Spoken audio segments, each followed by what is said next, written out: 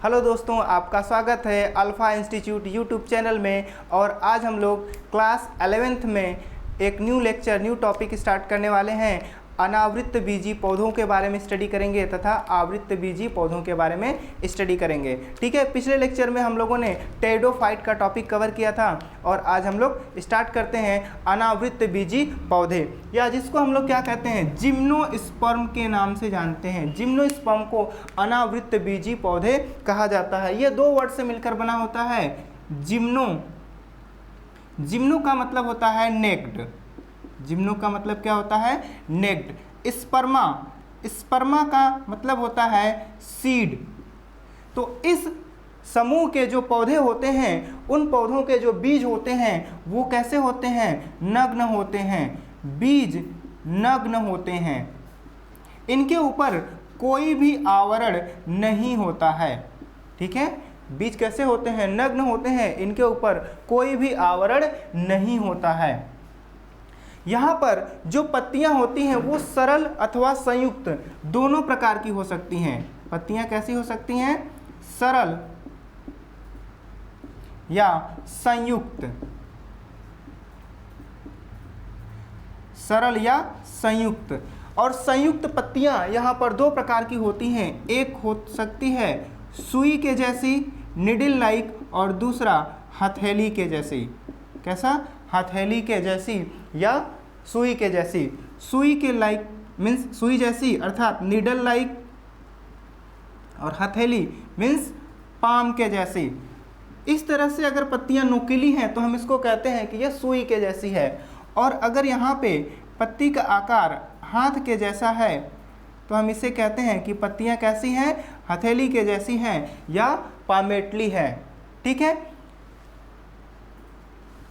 यहाँ पे जो पत्तियां होती हैं उसमें रंध्र धंसे हुए रहते हैं या गर्त में उपस्थित होते हैं। रंध्र कैसे उपस्थित होते हैं, रंध्र धंसे रहते हैं, या हम कह सकते हैं कि गर्त में उपस्थित होते हैं। कहाँ पे, गर्त में। गर्त का मतलब होता है गहराई में या गड्ढे में। ठीक है, तो पत्तियों में जो रंध्र है वो धंसे हुए रहते हैं और यह मरुद्भिद पौधों का लक्षण होता है। वे पौधे जो कहाँ पे रेगिस्तान में उगते हैं उनको क्या कहते हैं, मरुद्भिद कहते हैं। तो जो रंध्र धंसे हुए होते हैं यह जिम्नोस्पर्म में जो लक्षण है यह मरुद्भिद पौधों का लक्षण होता है। यहाँ पर जो बीज बनते हैं, बीजों में बीज पत्रों की संख्या कितनी होती है, 3 से 15 होती है। बीज पत्रों की संख्या कितनी होगी, 3 से 15। बीज पत्रों की संख्या 3 से 15 होती है। ठीक है, ध्यान देंगे यहाँ पे बीज पत्र बहुत अधिक संख्या में पाए जाते हैं। 3, 4, 5, 6, 7, 8, 9, 10 इस तरह से बहुत अधिक संख्या में बीज पत्र बीज में उपस्थित होते हैं। यहाँ पर परागनली का निर्माण होता है। किसका निर्माण होगा, निषेचन की प्रक्रिया जब होती है तो वहाँ पे परागकण से परागनली का निर्माण होता है। लेकिन यहाँ पे आप लोगों ने जानते हैं कि जो एक बीजपत्री और द्विबीजपत्री पौधे होते हैं वहाँ पे द्विनिषेचन की प्रक्रिया होती है, लेकिन यहाँ द्विनिषेचन नहीं होता। द्विनिषेचन नहीं होता है। द्विनिषेचन नहीं होता है। जो संवहन ऊतक होता है, संवहन ऊतक जाइलम और फ्लोएम से बना होता है। यहाँ पर जाइलम में वाहिकाएं तथा फ्लोएम में सहकोशिकाएं अनुपस्थित होती हैं, नहीं पाई जाती। सहकोशिकाएं अनुपस्थित रहती हैं, नहीं पाई जाती हैं। ठीक है, तो यहाँ पे वाहिकाएं अनुपस्थित, यहाँ पर सहकोशिकाएं क्या होती हैं, अनुपस्थित होती हैं। यहाँ पे जो बीजांड होता है, बीजांड के ऊपर केवल एक आवरण होता है। तो बीजांड कैसा होता है, एक अध्यावरणी होता है। बीजांड एक अध्यावरणी बीजांड एक अध्यावरणी होता है, केवल एक ही आवरण होता है। देखिए यहाँ पे देखेंगे ध्यान से, इस तरह से बीजांड की संरचना होती है, तो यहाँ पर केवल एक ही आवरण होता है। ये इसका आवरण है, तो यहाँ पे केवल एक आवरण है, इसे हम क्या कहते हैं, अध्यावरण। तो यहाँ पे केवल एक अध्यावरण होता है, जबकि जो एक बीजपत्री और द्विबीजपत्री पौधे हैं वहाँ पे 2 अध्यावरण होता है। लेकिन जो जिम्नोस्पर्म के पौधे होते हैं उनका बीजांड केवल एक अध्यावरण से ढका रहता है। यहाँ पे इसका एग्जाम्पल होगा साइकस। एग्जाम्पल क्या होगा, cycas, Pinus, cycas, Pinus, ephedra, गिंगो आदि।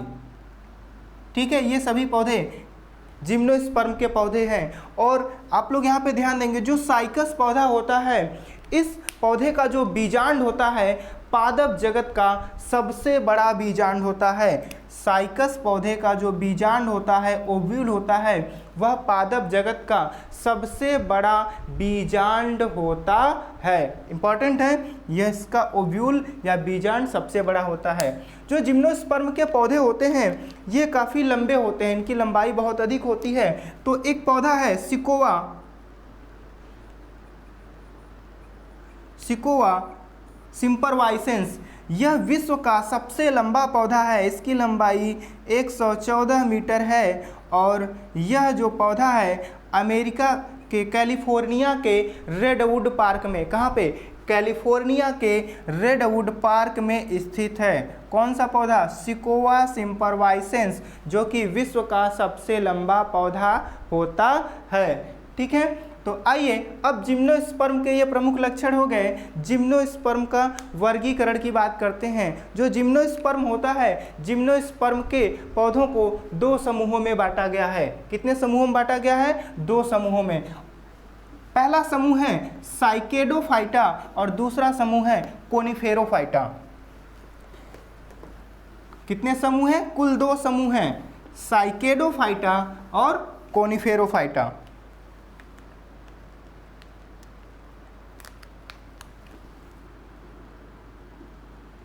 साइकेडोफाइटा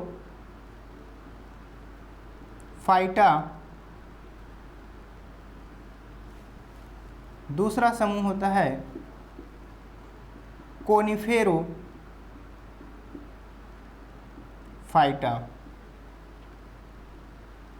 ठीक है, पहला दूसरा। साइकेडोफाइटा का प्रमुख लक्षण क्या होगा, यहाँ पे जो पत्तियाँ होती हैं, पत्तियाँ आकार में बड़ी होती हैं। पत्तियाँ क्या होती हैं, पत्तियाँ बड़ी होती हैं।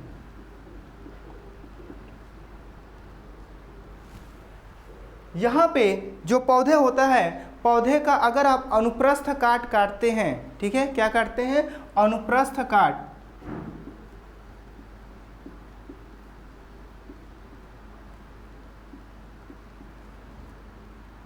पौधे का अनुप्रस्थ काट काटते हैं तने से होकर के, ठीक है, किसका, तने का। तो अनुप्रस्थ काट में आपको वहाँ पे जो वलकुट होता है, वलकुट तथा पित्त अधिक विकसित होते हैं। वलकुट और जो पित्त होता है अधिक विकसित, लेकिन यहाँ पे जाइलम और फ्लोएम कम विकसित होते हैं। जाइलम और फ्लोएम क्या होते हैं, कम विकसित होते हैं। ठीक है, ध्यान देंगे, इंपॉर्टेंट है। जो वलकुट होता है तने में और पित्त होता है यह अधिक विकसित होता है, लेकिन जाइलम और फ्लोएम कम विकसित होता है। जाइलम और फ्लोएम अर्थात संवहन ऊतक क्या होते हैं, कम विकसित होते हैं। यहाँ पर जो पौधा होता है शाखाहीन होता है। पौधा कैसा होता है, शाखाहीन पौधे होते हैं, शाखाहीन पौधे होते हैं। एक सीधा सा पौधा होगा इस तरह से, और इस पे इसकी पत्तियां लगी होती हैं। इसमें कोई दूसरी शाखा नहीं निकलती है तने से, ठीक है। और इसी पौधे के ऊपर यहाँ पे इसका शंकु अथवा कोन उपस्थित होता है, बनता है, ठीक है। यह इसका क्या है, शंकु है या कोन है। और ये पौधे सामान्यतः कैसे होते हैं, एक लिंगी होते हैं, तो इसलिए जो नर शंकु है वह नर पौधे पे और जो मादा शंकु है वह कहाँ पे, मादा पौधे पे बनता है। ये पौधे सामान्यतः कैसे होते हैं, एक लिंगी होते हैं। कैसे होंगे, एक लिंगी होते हैं।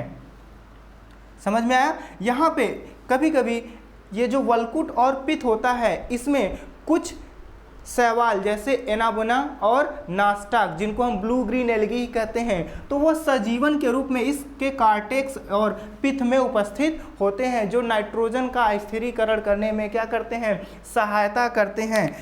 एग्जाम्पल साइकेडोफाइटा का एग्जाम्पल क्या होगा, साइकस,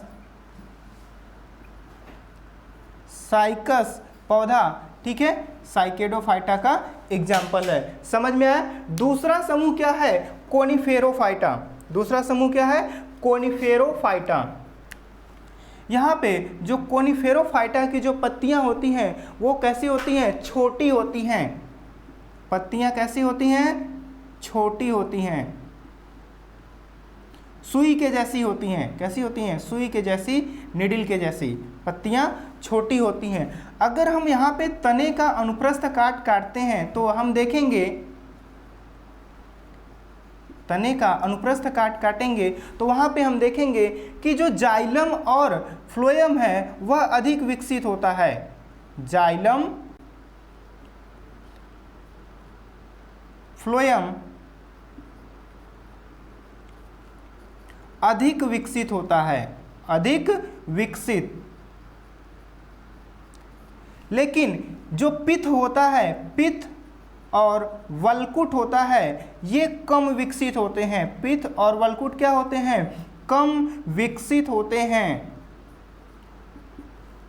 पिथ और वलकुट कम विकसित होते हैं, जाइलम और फ्लोएम अधिक विकसित होता है। जबकि जो साइकेडोफाइटा था इसमें इसका उल्टा होता है, ठीक है। यहाँ के जो पौधे होते हैं इस समूह के, वो कैसे होते हैं, शाखीय होते हैं। मीन्स इन पौधों में अनेक शाखाएं होती हैं, जो मुख्य तना है उससे कई शाखाएं निकल सकती हैं। पौधे द्विलिंगी होते हैं। कैसे होते हैं, द्विलिंगी होते हैं। एक ही पौधे में अलग अलग शाखा पे नर शंकु और मादा शंकु का निर्माण होता है।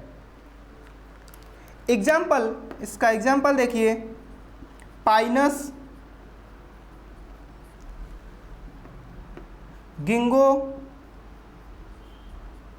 नीटम आदि, ठीक है। ये सभी पौधे साइकेडोफाइटा के अंदर, कोनिफेरोफाइटा के अंदर आते हैं, ठीक है। ये किसका एग्जाम्पल है, कोनिफेरोफाइटा का एग्जाम्पल है। और साइकेडोफाइटा का एग्जाम्पल क्या था, साइकस था, ठीक है। तो ये दोनों समूह कंप्लीट हो गए। और इसके बाद हम लोग डिस्कस करते हैं अनावृत बीजी पौधे का आर्थिक महत्व क्या होता है, क्या उपयोग है, ये हमारे लिए किस तरह से लाभदायक होते हैं ये पौधे, ठीक है। तो आगे देखते हैं क्या महत्वपूर्ण लाभ होता है जिम्नोस्पर्म के पौधे का। देखिए, लाभ, आर्थिक लाभ या लाभ, ठीक है। पहला, जो साइकस होता है, साइकस की पत्तियों, साइकस की पत्तियां पेट के लिए फायदेमंद होती हैं। उल्टी और पेट के लिए, पेट दर्द के लिए क्या किया जाता है, जो साइकस की पत्तियां हैं इसका सूप बना करके, जूस बना करके उसको पानी में गर्म करके उस पानी को पिया जाता है।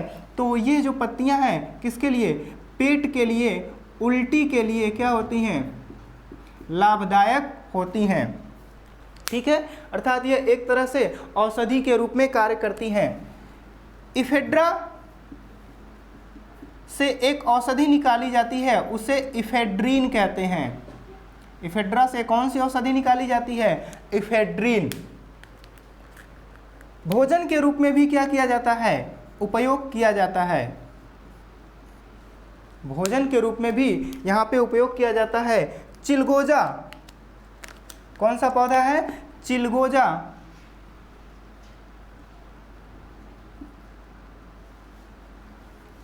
चिलगोजा के बीज को भून करके खाया जाता है, ठीक है। तो चिलगोजा के बीज खाए जाते हैं और इसके बीजों से और भी कुछ बीज होते हैं जिनसे क्या करते हैं, बिस्किट आदि भी बनाए जाते हैं, ठीक है। तो बहुत ही महत्वपूर्ण है, चिलगोजा से क्या किया जाता है, इसके बीजों को भून करके खाया जाता है। सजावट के लिए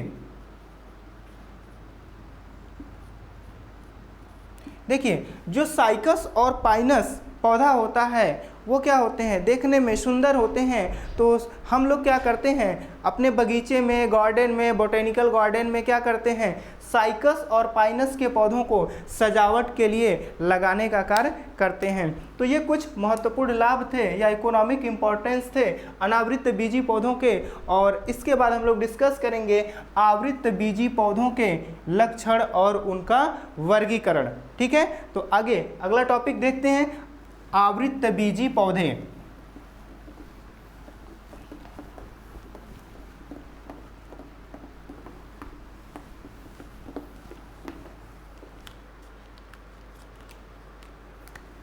आवृत बीजी पौधे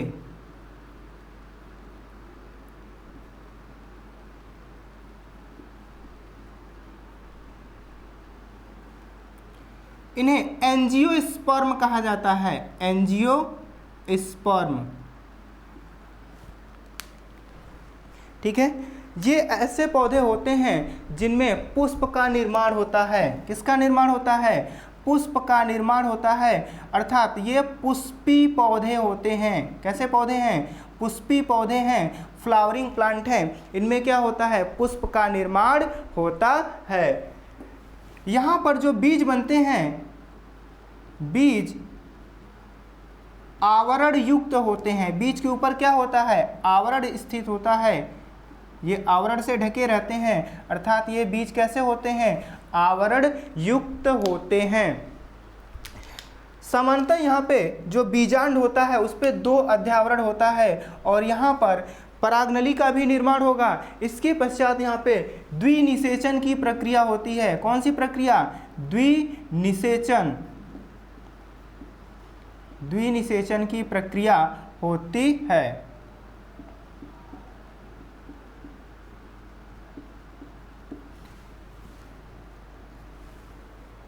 इस समूह के जो पौधे होते हैं यहाँ पे बीज पत्र की संख्या 1 या 2 होती है। बीज पत्र कितने होंगे?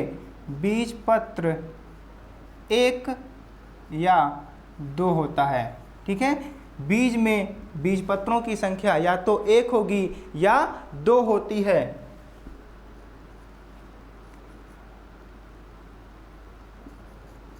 मादा युग्मकोद्भिद, मादा युग्मकोद्भिद, इसे भ्रूणकोष कहते हैं। भ्रूणकोष।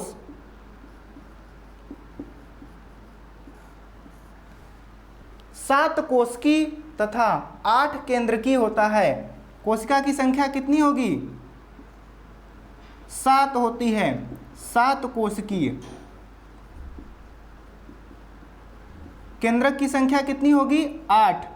8 केंद्रकीय होता है, ठीक है। यहाँ पे देखिए डायग्राम, यह एक भ्रूणकोष का डायग्राम है। इसमें यहाँ पे ऊपर की तरफ 3 कोशिकाएं, नीचे की तरफ भी 3 कोशिकाएं होती हैं और बीच में 1 कोशिका होती है। इस तरह से यह किसका डायग्राम है? भ्रूणकोष का डायग्राम है। ऊपर की जो कोशिकाएं होती हैं इसे प्रतिमुख कोशिकाएं कहते हैं। प्रतिमुख कोशिकाएं। बीच में जो कोशिका होती है इसे द्वितीयक कोशिका या केंद्रीय कोशिका कहते हैं। केंद्रीय कोशिका। और यहाँ पे नीचे की तरफ देख रहे हैं एक बड़ी कोशिका है, इसे अंड कोशिका कहा जाता है। और इसके साथ में जो 2 कोशिकाएं होती हैं अगल बगल, इन्हें सह कोशिकाएं कहा जाता है। सह कोशिकाएं, ठीक है। तो यहाँ पे जो मादा युग्मकोद्भिद होता है उसे भ्रूणकोश कहते हैं और यह 7 कोशिकीय 8 केंद्रकीय संरचना होती है।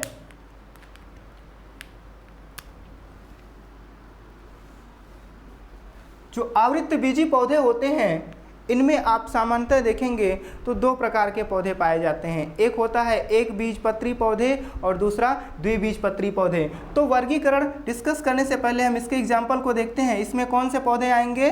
आम, गुड़हल,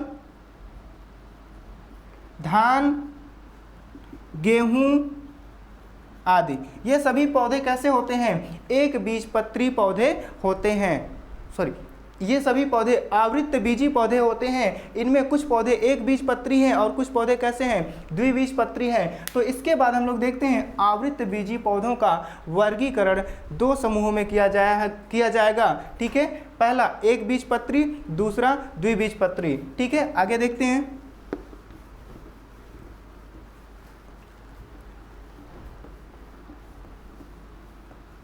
वर्गीकरण, ठीक है, आवृत्तबीजी पौधों का वर्गीकरण।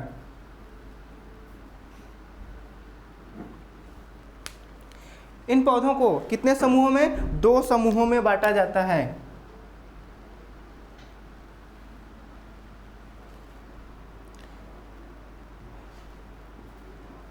द्विबीजपत्री,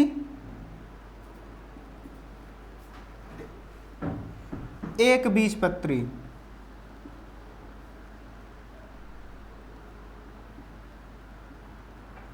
ठीक है, द्विबीजपत्री पौधे, एक बीजपत्री पौधे।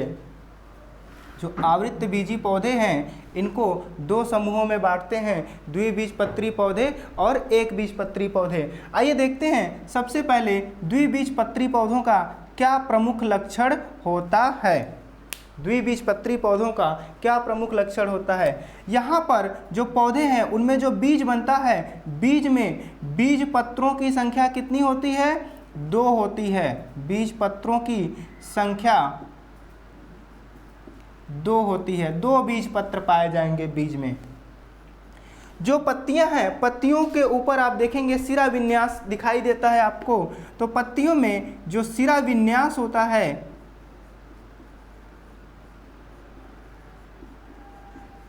जालिकावत होता है। सिरा विन्यास कैसा होता है? जालिकावत।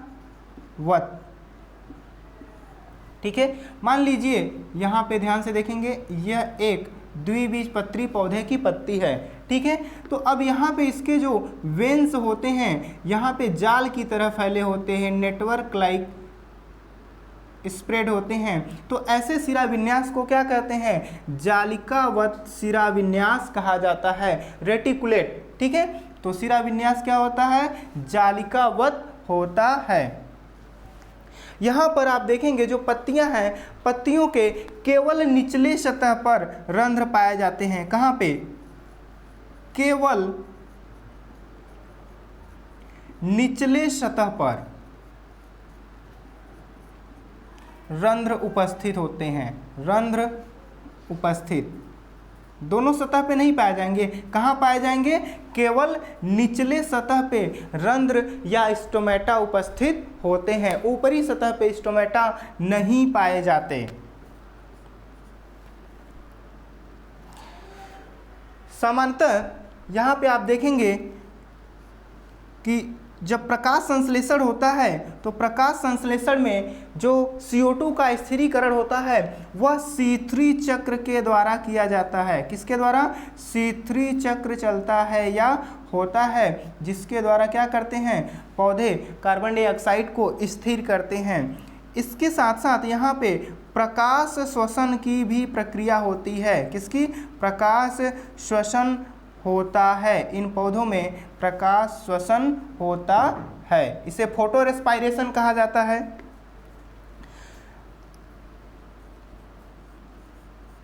तने में जो संवहन ऊतक होता है, संवहन ऊतक अर्थात जाइलम और फ्लोएम, वह क्या होते हैं? 3 से लेकर के 6 की संख्या में होते हैं। कितने होते हैं?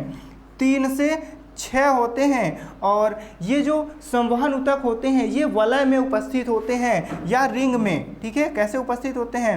वलय में उपस्थित होते हैं, रिंग में। ठीक है, ध्यान से देखेंगे, मान लीजिए ये एक रिंग है, ठीक है, और इस रिंग पे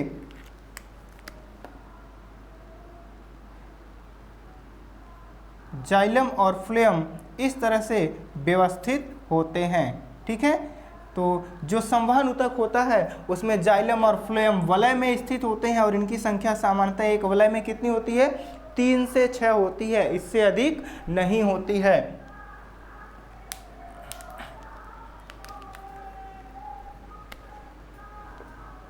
एग्जाम्पल, द्विबीजपत्री पौधों का एग्जाम्पल क्या होगा? आप जानते हैं जो आम का पौधा होता है कैसा होता है? द्विबीजपत्री। गुड़हल का जो पौधा होता है कैसा होता है? द्विबीजपत्री। ठीक है, पीपल का पौधा कैसा होता है? द्विबीजपत्री। तो इस तरह से और भी पौधे हो सकते हैं। ठीक है, समझ में आया? इसका एग्जाम्पल क्या होगा? आम, गुड़हल, पीपल आदि। ठीक है, आगे देखते हैं एक बीजपत्री पौधों का क्या प्रमुख लक्षण होगा और उनके क्या एग्जाम्पल होते हैं। देखिए यहाँ पर बीजपत्रों में बीज में केवल एक बीजपत्र पाया जाता है, केवल एक बीजपत्र पाया जाता है। कितना बीजपत्र होगा बीज में? केवल एक बीजपत्र होता है, एक ही कॉटिलीडन होता है। शिरा विन्यास, जो पत्तियां होती हैं पत्तियों का शिरा विन्यास समांतर होता है। कैसा होता है? समांतर। आप लोगों ने केले या मक्के का पौधा देखा होगा, उसकी जो पत्तियां होती हैं पत्तियों में क्या होता है? शिरा विन्यास समांतर होता है। मान लीजिए यह मक्के की पौधे की पत्ती है तो यहाँ पे शिरा विन्यास कैसे होता है? समांतर होता है। जो वेन्स हैं वो एक दूसरे के समांतर जाती हैं, तो इसलिए क्या कहते हैं? शिरा विन्यास क्या है? समांतर होता है। पत्ती के दोनों सतहों पर, ऊपरी सतह और निचली सतह, दोनों सतहों पर रंध्र समान रूप से उपस्थित होते हैं। तो पत्ती के दोनों सतहों पर, दोनों सतहों पर रंध्र समान रूप से उपस्थित होते हैं, समान रूप से उपस्थित होते हैं। ऊपरी सतह पर भी पाए जाएंगे और निचले सतह पर भी पाए जाते हैं। इन पौधों में C3 और C4 दोनों प्रकार का चक्र चलता है। इन पौधों में क्या होता है? C3 तथा C4 दोनों प्रकार का चक्र चलता है या होता है। यहाँ पर प्रकाश शोषण की प्रक्रिया नहीं होती है, यहाँ पर प्रकाश शोषण की प्रक्रिया नहीं होती है। तथा अगर आप संवहन ऊतक देखते हैं तो संवहन ऊतक जो तने में स्थित होता है यह कैसे होते हैं? बिखरे हुए रहते हैं। संवहन ऊतक कैसे होंगे? बिखरे हुए रहते हैं, बिखरे हुए रहते हैं। संवहन ऊतक कैसे होते हैं? बिखरे हुए। जो तना होता है एक बीजपत्री पौधों का तना नोड और इंटरनोड में बटा होता है। नोड और इंटरनोड में बटा होता है। आप लोगों ने बांस का पौधा देखा है तो बांस के पौधे में आप देखेंगे इस तरह से गांठें पाई जाती हैं। ठीक है, तो ये जो गांठ होती है इस गांठ को कहा जाता है नोड। और दो गांठ के बीच में, यहाँ पर भी एक नोड है, दो गांठ के बीच में यह जो जगह होता है, जो भाग होता है, इसे कहा जाता है इंटरनोड। इसे क्या कहते हैं? इंटरनोड। तो एक बीजपत्री पौधे का जो तना होता है नोड और इंटरनोड में बटा होता है। आप लोगों ने गन्ने का भी पौधा देखा होगा तो उसका तना भी क्या होता है? नोड और इंटरनोड में बटा होता है। और संवहन ऊतक की बात हमने की तो संवहन ऊतक क्या होते हैं? बिखरे हुए। अगर आप एक बीजपत्री पौधों के तने का अनुप्रस्थ काटते हैं तो यहाँ पे तने के अंदर संवहन ऊतक आपको इस तरह से बिखरे हुए दिखाई देंगे। वह किसी रिंग में उपस्थित नहीं होते हैं। इस तरह से कैसे होते हैं? बिखरे हुए होते हैं। ठीक है, एग्जाम्पल देखिए एक बीजपत्री पौधों का क्या एग्जाम्पल होगा। आप लोगों ने देखा है गेहूं, एक बीजपत्री पौधा होता है बांस, धान, गन्ना, ठीक है। ये सभी पौधे कैसे होते हैं? एक बीजपत्री पौधे होते हैं, ठीक है। समझ में आया? एक बीजपत्री पौधे का क्या लक्षण है, द्विबीजपत्री पौधे का क्या लक्षण है और उदाहरण, ठीक है। तो ये टॉपिक कंप्लीट हो गया आप लोगों का, और इस टॉपिक के साथ साथ आप लोगों का ये चैप्टर भी कंप्लीट होता है, और नेक्स्ट टॉपिक में हम लोग अगला चैप्टर स्टार्ट करेंगे, ठीक है, जंतु जगत। आज के लिए इतना ही।